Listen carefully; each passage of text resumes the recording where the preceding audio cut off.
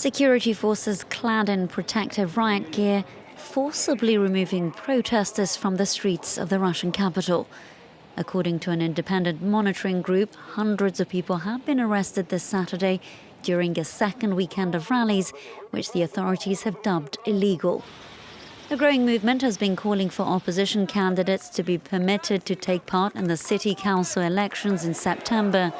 Authorities say many contenders were prohibited from running because they had failed to collect a sufficient number of signatures in their support, a claim firmly denied by the opposition.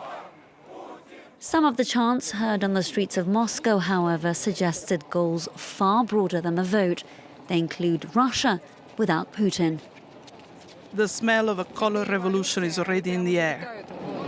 Most people won't be able to tolerate this government anymore. They steal and force us into poverty.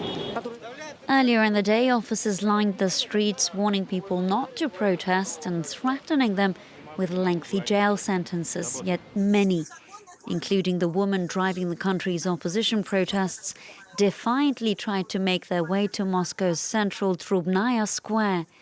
As seen in these images, however, Lyubov Sobol was violently dragged by officers into a black van and detained. Activists say the Russian constitution allows them to freely protest, but authorities claim they need to agree the timing and location, something that was not done ahead of Saturday's protests.